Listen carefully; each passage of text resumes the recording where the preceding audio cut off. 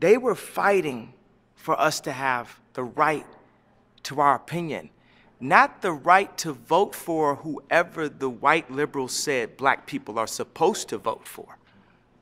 You get what I'm saying? And then James Corden went in and said, well, this president, you're Christian, and this president, I don't see anything Christian about him. I said, okay, so last year y'all tried to tell me who I'm supposed to vote for because I'm black. Now this year, white liberals trying to tell me who I'm supposed to vote for because I'm Christian. That would be like, I live in Calabasas, so everyone in my car's gotta be a convertible, huh? Right. It's just all based on y'all vision of what I'm supposed to do. We are in a country where we allowed to like whatever we like.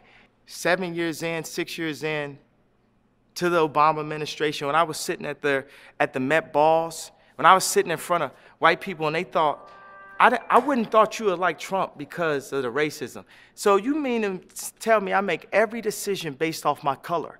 The most racist thing a person could tell me is that I'm supposed to choose something based on my race. On a lot of stuff, we're gonna have to agree to disagree because I think we're gonna walk out the door with the same way that we walked in. You know what I'm saying? Like, but that's what I've been saying. Let's agree to disagree. Yeah, and I'm fine with that. I'm here to celebrate you.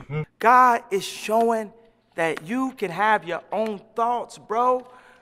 I've been canceled before there was cancel culture. Who told you that my career would be over? The same people that are telling you that you can't have a right to say who you will vote for, those people will be soon to take Jesus out to school. Wake up, Mr. West, wake up, culture. Wake up. Everybody think they so woke, but they following the rules of what woke's supposed to be. I have turned my back on the idea of victimization mentality. We brainwashed out here, bro. Come on, man, this is a free man talking. I recently discovered something startling about myself. It turns out that I'm a racist, sexist, misogynist. This came as quite a shock to me. How did this happen? As a person of color, a single woman with a graduate degree who grew up poor in a home without a father, I had a clear political path to follow, and I followed it. I voted for Barack Obama, twice. After all, we share the same skin color. His father was from Africa. Mine was too. What other reasons did I need? I was inspired to see a black man rise to the highest office in the land. I believed his ascent would herald a new beginning, a new era of racial healing and harmony. We would finally have that frank discussion about race that everyone always talks about. I was also inspired by his wife.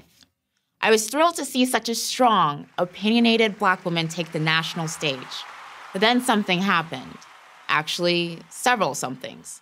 I realized there was a big contradiction in my own life. I considered myself a free thinker, but I was thinking exactly what I was supposed to. I decided to start asking questions. I belonged to several campus feminist groups. I was even teaching feminism to inner city girls. Part of that teaching involved making the case for abortion. These girls needed to know that they had the right to make decisions about their own bodies. Surely, I thought, that's empowerment. But one day I asked myself, isn't it men who benefit most from consequence-free sex? Doesn't that give them even more power over women? And of course, abortion certainly doesn't empower the woman it prevents from ever being born. When I began to ask my other feminist friends how they reconcile these issues, they just got angry. I was called anti-woman, even by progressive men. But I'm not anti-woman, I thought. I am a woman. I just don't want to be a weak one. I want to be strong, like Michelle. At about the same time, while I was a student at the University of Texas at Dallas, the UT Austin Department of African Diaspora Studies released a statement in which they said, and I quote, African Americans are disproportionately affected by the saturation of our society by firearms. We demand that firearms be banned in all spaces occupied by Black people on our campus. Wait a second, I thought. Why would you want to ban firearms only in Black areas? Doesn't that mean that you either think Black people are more dangerous than other people or less worthy of protection? These questions did not endear me to my progressive friends. I was called a race traitor, even by white people. But I'm not anti-Black. I am Black. I just want to be safe, like Barack. I realized I didn't have a good answer. I only had more questions. Like, why were Blacks doing so poorly in cities that had been run by Democrats for decades? Was it racism and sexism that was holding people back? Or was it something else? The more questions I asked, the less popular I became. But here's the funny thing.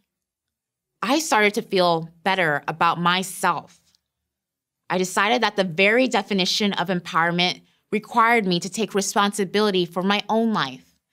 I wasn't going to be anyone's victim, which meant I had to protect myself. So I bought a gun. I started to advocate for gun rights. That cost me more friends. I joined the pro-life movement and walked in the March for Life. More friends, gone. Then I crossed the line. I voted Republican, the party that views me as an empowered individual, able to shape my own destiny, not as a member of a victim group.